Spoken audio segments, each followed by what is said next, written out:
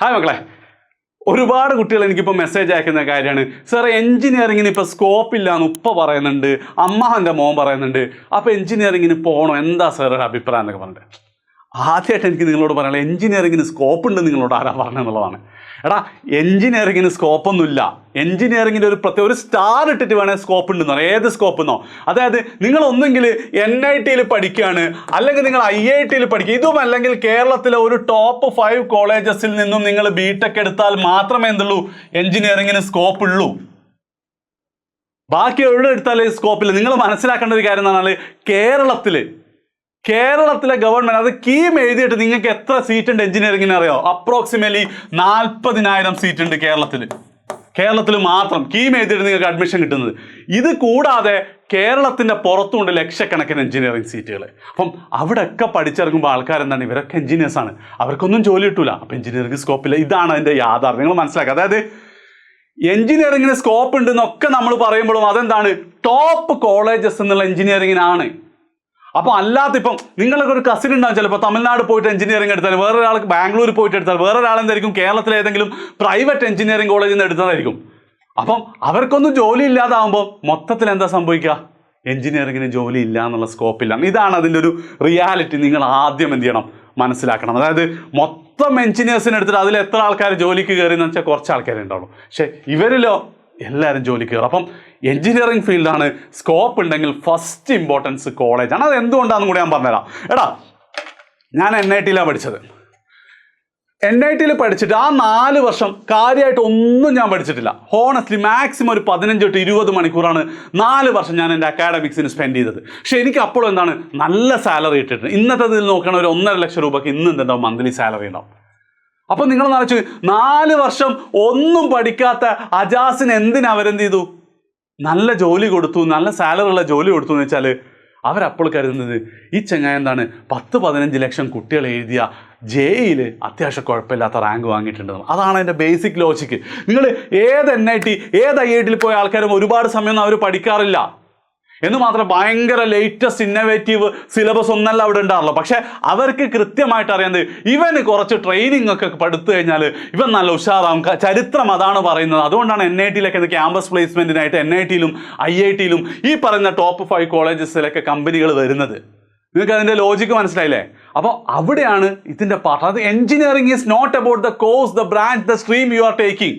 It's all about the college which you are studying and the entrance exam which you pass to join that college. IIT JEE മെയിൻസിനേക്കാളും ബെറ്ററാണ് JEE advance clear ചെയ്തവനാണെങ്കിൽ കുഴപ്പമില്ല. അല്ലാതെ അവിടുത്തെ മാർക്കും സാധനങ്ങളൊന്നല്ല അവിടുത്തെ condition. അപ്പം എഞ്ചിനീയറിങ്ങിന് scope ഉണ്ട് എന്ന് ആര് പറയുമ്പോഴും നിങ്ങൾ മനസ്സ് കരുതണം, ടോപ്പ് കോളേജസിലെ എഞ്ചിനീയറിനായിരിക്കണം എന്നുള്ളത്. ഓക്കെ, ഇനി ഇതിൻ്റെ സെക്കൻഡ് പാർട്ട് വരാം. അതായത് അപ്പം ചില കുട്ടികൾ, സാറേ എനിക്ക് കീം എഴുതി കഴിഞ്ഞാൽ ഞാൻ റെയിൽവേ സ്റ്റേഷനിൽ നിങ്ങൾക്ക് കാണാറുണ്ട് കേട്ടോ, സാറേ ഞാൻ AIDS പഠിക്കുന്നത്, സാറ് ക്ലാസ്സൊക്കെ ഭയങ്കര ഏത് കോളേജ് ഇന്നും കോളേജ് ഞാൻ കേട്ടിട്ട് പോലുണ്ടാവില്ല. എന്താ ഈ AIDS, artificial intelligence and data science? എടാ, അങ്ങനെ കോഴ്സ് കാര്യങ്ങളൊന്നും പഠിച്ചിട്ട് കോളേജ് ഭയങ്കര ഇമ്പോർട്ടൻ്റ്. ഞാൻ നിങ്ങളോട് വീണ്ടും പറയണം. അതായത് നിങ്ങളിപ്പോൾ +2 ശേഷം ഉറപ്പായിട്ട് കീം എഴുതിയ 40,000 ഏതെങ്കിലും കോളേജിൽ നിങ്ങൾക്ക് അഡ്മിഷൻ കിട്ടും. ഒന്നുകിൽ എന്താണ് ഗവൺമെൻറ് മെറിറ്റിൽ, അല്ലെങ്കിൽ കിട്ടും ഏതെങ്കിലും ബ്രാഞ്ചിൽ. പക്ഷെ അതിനേക്കാളും ഞാൻ നിങ്ങളോട് സജസ്റ്റ് ചെയ്യുക, ഒരു വർഷം റിപ്പീറ്റ് ചെയ്തിട്ട് എന്ത് ചെയ്തോ, നിങ്ങളൊരു നല്ല എഞ്ചിനീയറിംഗ് കോളേജ്, അങ്ങനെ ഒരു കോൺഫിഡൻസ് നിങ്ങളുണ്ട്, അതിന് പോകുന്നത് ഞാൻ നല്ലതെന്ന് പറയാം. കാരണം എന്താ വെച്ചാൽ അല്ലെങ്കിൽ നിങ്ങളെന്താ കോളേജ് കഴിഞ്ഞിട്ട് 4 വർഷത്തെ കോഴ്സ് ചിലപ്പോൾ നിങ്ങൾ 5-6 വർഷം എടുക്കും പാസ്സാവാൻ. അത് കഴിഞ്ഞിട്ട് 1-2 വർഷം നിങ്ങൾ ജോലിക്ക് വേണ്ടി നോക്കും, അല്ലെ 10,000 8,000. അതായത് ഞാൻ വെറുതെ പറയുന്നില്ല കേട്ടോ. ഒരു വർഷം മുമ്പ് ഞാനൊരു പയ്യനെ ഇൻ്റർവ്യൂ ചെയ്തിട്ടുണ്ട് ഇവിടുത്തെ ഒരു പോസ്റ്റിന്. അവൻ BTech കേരളത്തിലെ ഏതോ പ്രൈവറ്റ് എഞ്ചിനീയറിംഗ്. അവനോട് എത്ര എക്സ്പെക്റ്റഡ് സാലറി എന്ന് പറഞ്ഞപ്പോൾ അവൻ പറഞ്ഞ സാലറി എത്രയാണോ, 4,000 രൂപ മാസത്തിൽ, 4,000. ഇത് ഞാൻ എക്സാജറേറ്റ് ചെയ്യുന്നില്ല കേട്ടോ. അപ്പോൾ ഞാൻ ചെല്ലടാ 4,000 റുപ്യ എങ്ങനെയാണെന്ന് പറയാം. അല്ല, എൻ്റെ എണ്ണ പൈസ കിട്ടും. അപ്പം നീ എന്താ വേറൊന്നും കൂടുതൽ പറയാതിരുന്നത്? അപ്പോൾ അവൻ പറഞ്ഞു വെച്ചാൽ അവൻ്റെ കൂടെ പഠിച്ച ഒരാൾക്കും എന്തില്ല, ഒരാൾ ഇതുവരെ സാലറി ചോദിച്ചു. എല്ലാവരും എന്താ ഫ്രീ ആയിട്ട് വർക്ക് ചെയ്യണം, ഇന്റേൺഷിപ്പ് 6 മാസമൊക്കെ ഫ്രീ ആയിട്ട് വർക്ക് ചെയ്യാന്നാ. അപ്പോൾ ഇതാണ് ജോബ് മാർക്കറ്റിൻ്റെ സ്ഥിതി. അവിടെയാണ് നിങ്ങൾക്ക് എന്ത് ചെയ്യാൻ പോകുന്നത്, 1 ലക്ഷവും 1.5 ലക്ഷവും സാലറിയിൽ നിങ്ങൾ പ്ലേസ്ഡ് ആവാൻ പോകുന്നത്. ഒരു വർഷം നിങ്ങൾ കളയുക മാത്രമല്ല, ആ വർഷം ഹാർഡ് വർക്ക് ചെയ്ത് പഠിച്ചാൽ. ലോജിക്ക് മനസ്സിലാവും. അപ്പോൾ അതെപ്പോഴും നിങ്ങൾ ആ ചോയ്സിനെ കുറിച്ച് ആലോചിക്കണം കേട്ടോ. അതായത് ഇനി നിങ്ങളൊരു മോണിറ്ററി രീതിയിൽ ആലോചിച്ച് നോക്ക്. നിങ്ങൾക്കിപ്പം എൻട്രൻസ് റിപ്പീറ്റ് ചെയ്യാൻ, യെസ് മാക്സിമം 2 ലക്ഷം രൂപ. 2 ലക്ഷം രൂപ 4 വർഷം കഴിഞ്ഞാൽ, ഒന്നാമത് ഈ കോളേജുകളിലൊക്കെ നിങ്ങൾക്ക് മിക്കവാറും സ്കോളർഷിപ്പോട് കൂടി പഠിക്കാൻ പറ്റും. ഈ പറഞ്ഞ ടോപ്പ് കോളേജ് 4 വർഷം കഴിഞ്ഞാൽ 1 മാസം കൊണ്ട് നിങ്ങൾക്ക് തിരിച്ചിട്ട. പാരൻസിനോട് ചോദിച്ചു നോക്ക്, ഇപ്പം നിങ്ങൾ 2 ലക്ഷം ഇൻവെസ്റ്റ് ചെയ്തിട്ട് 4 വർഷം കഴിയുമ്പോൾ ഒരൊറ്റ മാസം കൊണ്ട് അത് തിരിച്ചിട്ടുന്ന എത്ര നല്ല ഇൻവെസ്റ്റ്മെന്റ് ആണെന്നുള്ളത്. അപ്പം അതായത്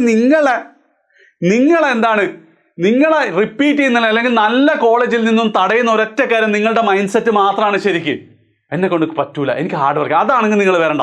ഹാർഡ് വർക്ക് ചെയ്യാൻ തയ്യാറാണെങ്കിൽ, ഫിനാൻഷ്യലി നോക്കുകയാണെങ്കിലും, 1 വർഷം സേവ് ചെയ്യാൻ നോക്കുകയാണെങ്കിലും ഒക്കെ നിങ്ങൾക്ക് ബെസ്റ്റ് ഈ പറയുന്ന ടോപ്പ് കോളേജസ് കയറുക, എന്നിട്ട് ലൈഫ് സെറ്റിലാക്കുക എന്നുള്ളതാണ്. ഒരിക്കൽ കൂടെ ഞാൻ പറയാണ്, മുമ്പ് ഏതോ വീഡിയോയിൽ പറഞ്ഞ എനിക്ക് നല്ല ഇതൊക്കെ കിട്ടിയിട്ടുണ്ട്. ലൈഫ് സെറ്റ്, അതായത് നിങ്ങൾ പഠിച്ചിറങ്ങിക്കഴിഞ്ഞാൽ നല്ല ശമ്പളമുള്ള ജോലി നിങ്ങൾക്ക് കിട്ടണമെങ്കിൽ ഏറ്റവും ബെസ്റ്റ് ഓപ്ഷൻ എന്ന് പറയുന്നത് NIT IIT പോലത്തെ കോളേജ് പഠിക്കുക, അല്ലെങ്കിൽ MBBS ആണ്. ഒന്നും കൂടെ ആലോചിക്കുക.